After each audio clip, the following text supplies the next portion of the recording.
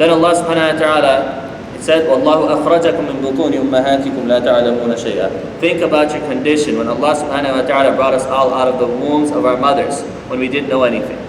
وَجَعَلَ لَكُمُ السَّمْعَ وَالْأَبْصَارَ وَالْأَفْئِدَةَ. Then He gave us the ability to hear, see, and He gave us our hearts. Why did He do this?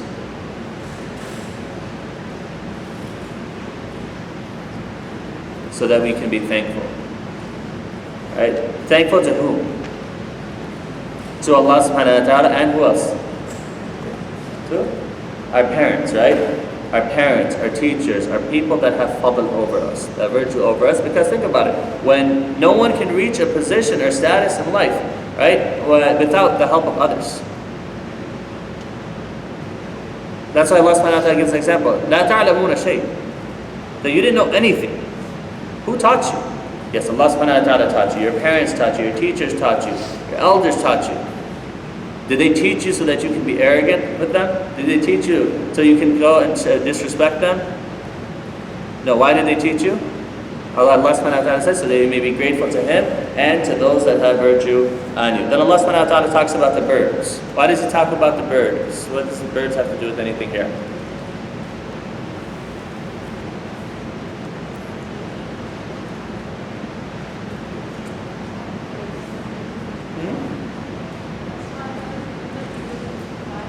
Yeah, who holds the birds up in the sky? Allah subhanahu wa ta'ala. Right? The ability to fly. Then He talks about houses. How does Allah subhanahu wa ta'ala, وَاللَّهُ جَعَلَ لَكُم مِّن بُيُوتِكُمْ. What did He mention? What's the word in English translation is there? Yeah. Places of what? Resting. مِن بُيُوتِكُمْ سَكَنًا. Comes from the word sukoon. Our houses are supposed to be places of comfort, of sukoon, of peace and tranquility, right? But sometimes I don't know if that is taking place, so we need to reflect on how we can make our houses more of a place of sukoon and rest and comfort for everybody there. Then Allah subhanahu wa ta'ala talks about how He has given us skins of animals, He protected us from the heat, given us armor, and given us shade. All of these blessings come from Allah subhanahu wa ta'ala. So we need to be able to acknowledge these blessings, understand them, recognize them, and thank Him subhanahu wa ta'ala. Okay, I know this is to read, right?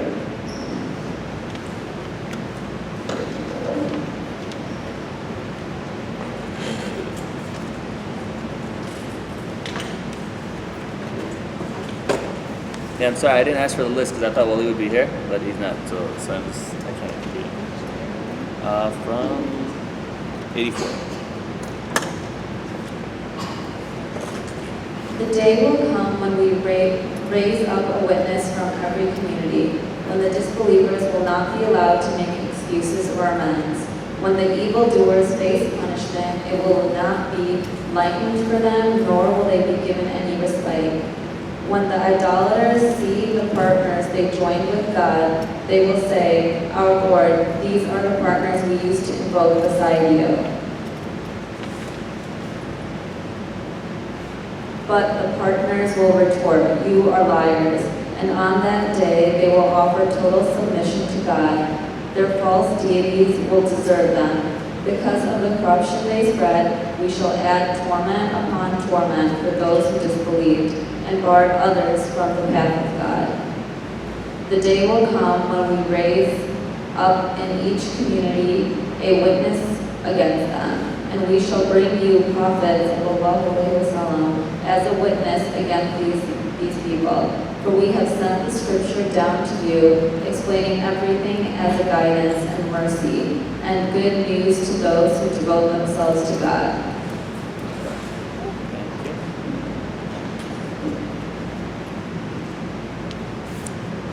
Allah subhanahu wa ta'ala mentioned these ayat that He mentioned a witness will come up from every nation and he'll testify against them. And you see the dynamic here between the people that were worshipped or took gods besides Allah subhanahu wa ta'ala. They tried to call upon them, they'll desert them, and the people will say, "No, you're lying, you never worshipped us," and these type of things. But Allah subhanahu wa ta'ala, if we worship Him alone, Allah subhanahu wa ta'ala will always take care of us. Allah subhanahu wa ta'ala will never desert anybody in this life nor in the hereafter. and the Prophet ﷺ will intercede not only on behalf of all of mankind for the judgment to start, but the Prophet ﷺ will never desert a believer. Right? He ﷺ may be prevented from some of the people because the people innovate after he comes ﷺ. They think that they can worship Allah subhanahu wa ta'ala better than the Prophet ﷺ, so Allah subhanahu wa ta'ala will bar the Prophet ﷺ from them. But you see that whoever holds on to Allah and His Messenger sallallahu alaihi wasallam, Allah subhanahu wa ta'ala will give them the strong source of support in this dunya and the akhirah. This next verse, ayah 90, is a verse I'm sure you've all heard in the Jumu'ah khutbah. إِنَّ اللَّهَ يَأْمُرُ بِالْعَدْلِ وَالْإِحْسَانِ وَإِيتَاءِ ذِي الْقُرْبَى وَيَنْهَى عَنِ الْفَحْشَاءِ وَالْمُنكَرِ وَالْبَغْيِ يَعِظُكُمْ لَعَلَّكُمْ تَذَكَّرُونَ. This is something that many of the khatibs, they added to the second khutbah, because what used to happen, there was a time in which the Muslim Khilafah, it moved, and people were using that to criticize Ali radiallahu anhu and others. So Umar ibn Abdul Aziz, he used to recite this verse, Allah subhanahu wa ta'ala commands us to be just. Right? Allah commands justice, doing good and generosity towards relatives, and He forbids what is shameful, blameworthy, and oppressive. He teaches you so that you may take heed. Fulfill any pledge fulfill any pledge you make in God's name, and do not break oaths after you have sworn them, for you have made God your surety. God knows everything you do. Because here surety means you have taken Allah subhanahu wa ta'ala as a witness, and you use Allah subhanahu wa ta'ala's name to make your oath. Do not use your oaths to deceive each other, like a woman who unravels the thread she has firmly spun, just because one party may be more numerous than another. God tests you with this, and on the day of resurrection He will make clear to you those things you differed about. Then Allah subhanahu wa ta'ala mentioned, if God so willed, if He so willed subhanahu wa ta'ala, He would have made you all one people, but He leaves to straight whoever He will and guides whoever He will. You will be questioned about your deeds. Do not use your oaths to deceive each other, lest any foot should slip after being firmly placed, and lest you should taste the penalty for having hindered others from the path of Allah and suffer terrible torment. Do not sell for a small price any pledge made in God's name. What God has to give is better for you, if you only knew. What you have runs out, but what God has endures. And we shall certainly reward those who remain steadfast according to the best of their actions. To whoever, male or female, does good deeds and has faith, we shall give a good life and reward them according to the best of their actions. So Allah subhanahu wa ta'ala here is saying, do not sell your akhirah. Do not sell your akhirah, whatever the price is. Right? Whatever the price is compared to the akhirah, it is very, very little. And Allah subhanahu wa ta'ala, وَمَا عِنْدَكُمْ يَنْفَدْ وَمَا عِنْدَ اللَّهِ بَعْدُ. Whatever you have will extinguish, will run out. But whatever Allah subhanahu wa ta'ala has, it will always remain. Okay? Then Allah subhanahu wa ta'ala, He mentions some rules regarding to reciting the Quran. Inshallah, we'll read those now. You're texting. Oh. Text, you read. I'll tell you where to stop. 98. Huh?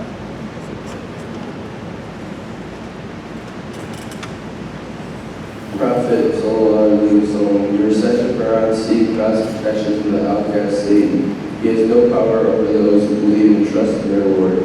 His power is only over those who ally themselves with Him, and those who, because of Him, join partners with God. When we substitute one revelation for another, and God knows best what He reveals, they say, you are just making it up. Muslims have no knowledge.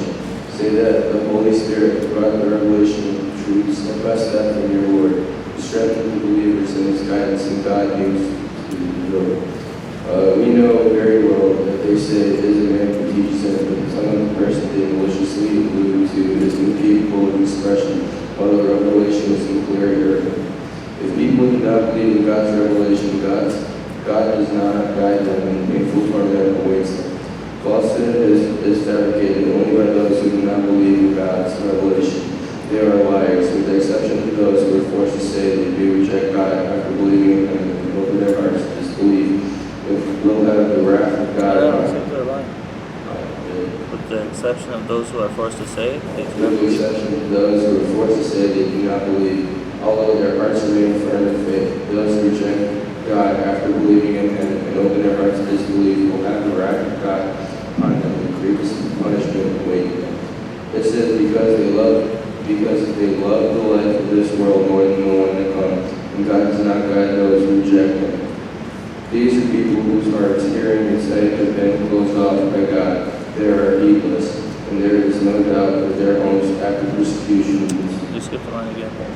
that they will be the losers in the hereafter. But to those who leave their homes after persecution and strive and remain steadfast, your Lord will be most forgiving and most merciful. That will be on the day when every soul will come competing for itself, when every soul will be paid in full for all its actions, and they will not be wrong. Okay, Jazakumullah khairan. So, first thing rule here is that فَإِذَا قَرَأْتَ الْقُرْآنَ فَاسْتَعِذْ بِاللَّهِ مِنَ الشَّيْطَانِ الرَّجِيمِ. Before we start reciting the Quran, we should say أَعُوذُ بِاللَّهِ مِنَ الشَّيْطَانِ الرَّجِيمِ, because if we don't, then Shaitan finds his way in, tries to distract us, tries to give us wrong understanding of the Quran. Then Allah subhanahu wa ta'ala mentioned that people would come to the Prophet ﷺ and they would say that يُعَلِّمُهُ بَشَرٌ, that the Prophet ﷺ, they would accuse him of having a teacher, a non-Arab teacher, from the people who had access to information from the people of the book that would teach him the Quran. So Allah subhanahu wa ta'ala is saying, look, He's saying that we know very well that it is said it is a man who teaches him, but the tongue of the person they maliciously allude to is incapable of expression, while this revelation is in clear Arabic. Right? Even the best poets, best people who knew the Arabic language, they could not come up with anything like the Quran. So how can this Roman person that they say teaches the Prophet ﷺ bring a Quran like this? It doesn't make any sense. Even to them, then they're like, hold on, maybe we should stop saying this. Then they stop saying it because it doesn't, like logically, it doesn't make any sense. Then Allah subhanahu wa ta'ala talks about lying, that lying, falsehood is fabricated only by those who do not believe in Allah subhanahu wa ta'ala's revelation. They are the liars. Okay, then there's now the ayat ikrah. It is not allowed for us to say anything or lie except in one situation. Okay? And that situation is only if our hearts are firmly convinced.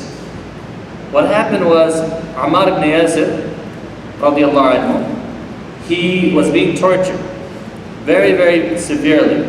And the people said that if you say something against the Prophet ﷺ or Allah subhanahu wa ta'ala, will stop punishing you and torturing you. So Ammar radiallahu anhu, to stop the torturing, he said it. And he felt so bad that he said it. And he was crying. So the Prophet ﷺ, he gave him comfort and he said, In adu ud. He said, if it happens again and they punish you, then go ahead and say it again, just to stop the punishment from occurring.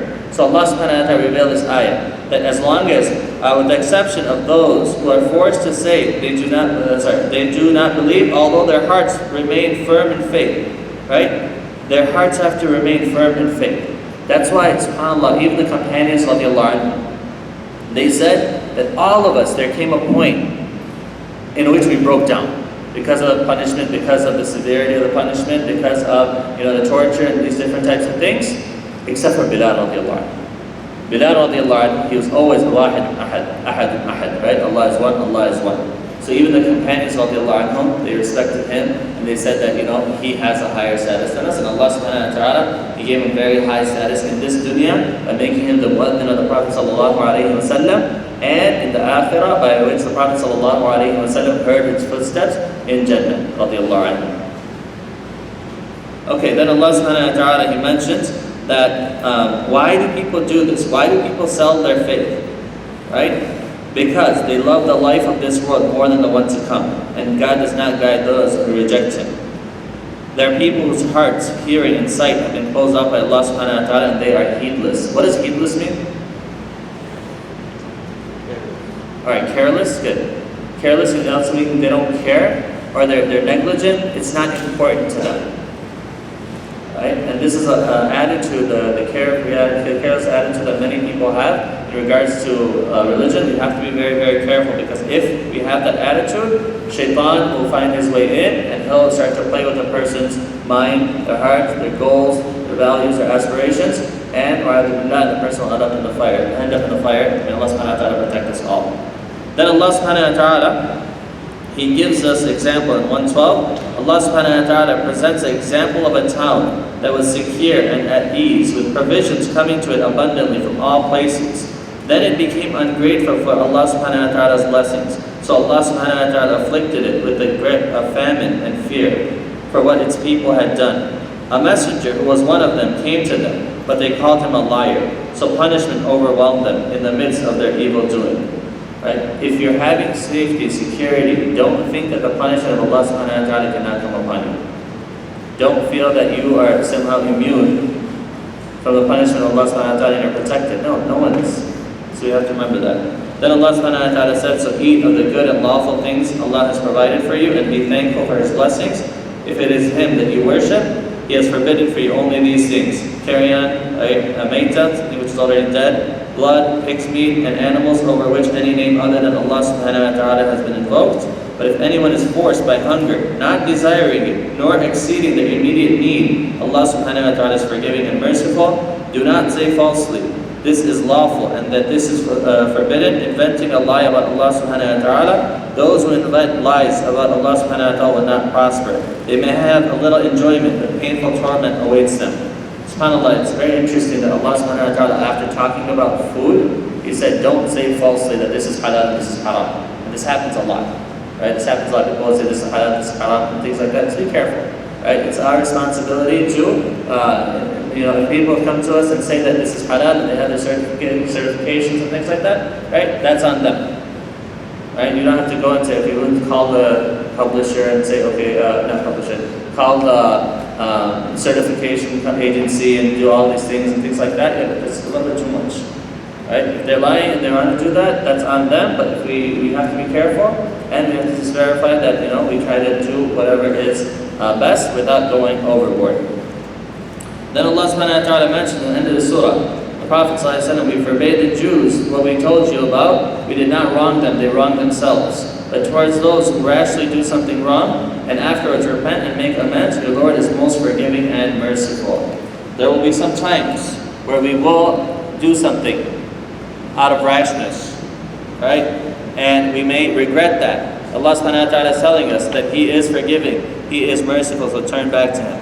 Then Allah subhanahu wa ta'ala gives the example of Ibrahim alayhi salam. Ibrahim alayhi salam was truly an example, devoutly obedient to Allah and true in faith. He was not an idolater. He was thankful for the blessings of Allah who chose him and guided him to a straight path.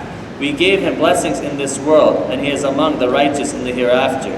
Then we revealed to you Muhammad sallallahu alayhi wa sallam, follow the creed of Ibrahim alayhi salatu wasalam, a man of pure faith who was not an idolater. The Sabbath was made obligatory only for those who differed about it. On the day of resurrection, your Lord will judge between them as to their differences. Prophet ﷺ, call people to the way of your Lord with wisdom and good teaching. Argue with them in the most courteous way, for your Lord knows best who has strayed from His way and who is rightly guided. If you believers have to respond to an attack, make your response proportionate, but it is best to stand fast. So, Prophet ﷺ, be steadfast. Your steadfastness comes only from God. Do not grieve over them. Do not be distressed by their scheming. For Allah subhanahu wa ta'ala is with those who are mindful of Him and who do good. A couple of points from here is that Allah subhanahu wa ta'ala throughout the surah, He has been giving us blessings or examples of blessings that He has bestowed upon us. Then He gives us a practical example to follow of how we should thank His blessings in Ibrahim alayhi salatu wasalam. Ibrahim alayhi salatu wasalam had many blessings from Allah subhanahu wa ta'ala, and he was always grateful to Allah subhanahu wa ta'ala. He describes him shakiran li an'umi, that he was very respectful and kind and grateful for the blessings that Allah subhanahu wa ta'ala bestowed upon him. Then Allah subhanahu wa ta'ala mentioned, ud'u ila sabili rabbika bil hikmati wal maw'izati al hasana. O Prophet ﷺ, call people to the way of your Lord with wisdom and good teaching. And it's not that we just call people to the way of Allah subhanahu wa ta'ala. We have to do it with wisdom, and we have to do it in the best possible way. Also, after the battle of Uhud, what happened was many of the Muslims that were made shaheed, they were mutilated, right? Their noses were cut off, their limbs were cut off, their bodies were open, and the Muslims were very, very upset and sad at this. So they said that, look, if we have another battle, what we're going to do, we're going to do this, this, this, and this to them, right? Out of their anger. So Allah subhanahu wa ta'ala said, no, you're not. You're not going to do anything to them. And if you do have to respond to an attack, then it has to be proportioned. You cannot do anything more. But it is best to stand fast, meaning it is best to do nothing of this mutilation. Then he has made mutilation haram in Islam. And Allah subhanahu wa ta'ala told the Prophet ﷺ and his people, do not grieve over them, do not be distressed by the people scheming, for Allah subhanahu wa ta'ala is with those. Inna Allah ma'al ladina taqaw wal ladina muhsinun. Allah subhanahu wa ta'ala is with those who have taqwa and those who do good. Alright, inshallah, we'll take a break here and we'll come back and we'll cover Surah al Isra, inshallah ta'ala. Jazakumullah khair.